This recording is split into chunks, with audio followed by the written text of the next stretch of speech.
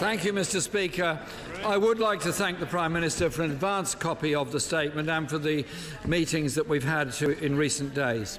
Mr. Speaker, the government's approach to Brexit has now become a national embarrassment. After 2 years of failure, broken promises after broken promises, the Prime Minister finally accepted the inevitable last week and voted to extend Article 50 and went to Brussels to negotiate. Last week's summit represented another negotiating failure for the Prime Minister. Her proposals were rejected and new terms were imposed on her. We now have an extension until mid-April or May the 22nd. And despite the clearly expressed will of this House, we will still face the prospect of a disastrous no-deal Brexit. This is even more remarkable given that the Minister for the Cabinet Office told this very chamber, and I quote, "Seeking such a short and critically one-off extension would be, in his words, downright reckless." Mr. Speaker, this failure has been compounded by the Prime Minister's attempts last week to pin the blame for this debacle on others. It was wholly inappropriate last Wednesday for the Prime Minister to try and pit the people against MPs.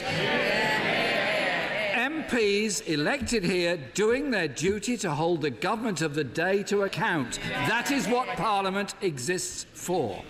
And in a climate of heightened emotions where MPs on all sides have received threats and intimidation, I hope the Prime Minister will further reflect and think again about making what I believe to be such dangerous and irresponsible statements.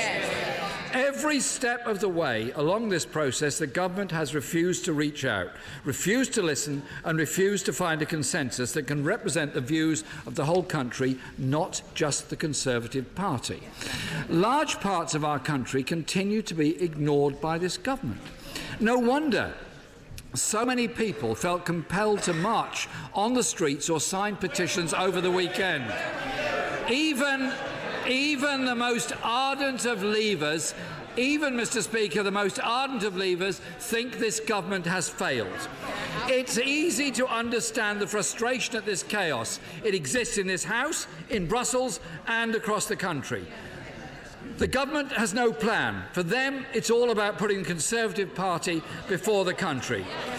Given that the Prime Minister admitted she does not have the numbers for her deal, will she accept today that her deal is dead and that the House should not have its time wasted giving the same answer for a third time? But the Prime Minister has succeeded in unifying two sides against her deal. The CBI and the TUC's unprecedented joint statement last week demanded a Plan B which protects jobs, workers, industry and communities. Has the Prime Minister got a Plan B? No. The government has failed and let the people down, whether they voted leave or whether they voted remain. The country cannot continue to afford a Tory crisis. It's time, Mr. Speaker, for Parliament to take control. And that's why, later today, we will be backing the amendment in the name of the Right Honourable Member for West Dorset. You made it clear last week, Mr. Speaker, that for the Prime Minister to bring a deal back, there must be significant changes. There are none. Rather than trying to engineer a way to bring back the same twice-rejected deal, will the Prime Minister instead allow, rather than fight plans for indicative votes? She cannot both accept her deal does not have the numbers and stand in the way of finding an alternative that may have the numbers. It is ridiculous to suggest that Parliament taking control is overturning democratic institutions. It's not, Mr. Speaker. It's Parliament doing its democratic job of holding government to account. So, Mr. Speaker, will she agree to abide by the outcome of these indicative votes if they take place on Wednesday? On behalf of the Labour Party, we will continue with cross-party discussions to find a way forward, and I thank those members who have met with colleagues of mine and myself to have these discussions. I believe there is support in this House for a deal based on an alternative that protects jobs, the economy through a customs union and full single market access, and allows us to continue the benefit from participation in vital agencies and security measures. If the government refuses to accept this, we will support measures for a public vote to stop a no-deal or chaotic Tory deal. The government has had over 2 years to find a solution and has failed. It's time, Mr. Speaker, we put an end to this and move on from the chaos and failure and begin to clean up the mess. It's time for Parliament to work together and agree on a plan B. If she's brave, the Prime Minister would help facilitate for this. If not, Parliament must send a clear message in the coming days. Mr. Speaker, I hope where the government has failed, this House can and will succeed. Thank you, Mr. Speaker. Once again, the right honourable gentleman indicates that we still face the he said we still face the prospect of no deal. The House has rejected no deal. As I said earlier, the House has rejected it. It's rejected, I think, twice now, and could very well continue to reject it. But the only way of actually putting that into practice is to support a deal. Now, he talks about reaching out. I have reached out to party leaders across this House and to other members of this House. My right honourable friend, the Chancellor of the Duchy of Lancaster, and my right honourable friend, the Secretary of State for exiting the European Union, have both held a number of meetings with members across this House and with party leaders. But the right honourable gentleman ended by saying that it is now time for the House to decide. But the point is that up till now the House has not decided. The House has had... Yet again, honourable members on the opposition benches say they haven't had a chance. The House has had many chances to put amendments down. The House has voted twice on the right honourable gentleman's plans for the future and rejected them. It has voted to reject no deal. It has also voted to reject a second referendum. He asked whether I was going to, whether the government would commit to abide by the indicative votes. I did, as the right honourable gentleman accepted, give him advance notice of my statement.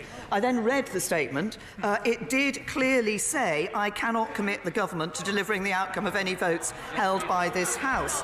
And honourable members, well, the Shadow Foreign Secretary shouts that's not good enough. If she just thinks about this, for a moment, just thinks about this. First of all, we don't know what the options are going to be that will be tabled. Secondly, we don't know what will be selected. But there's another point. I think it is important that no one would want to support an option which contradicted the manifesto on which they stood for election to this House. And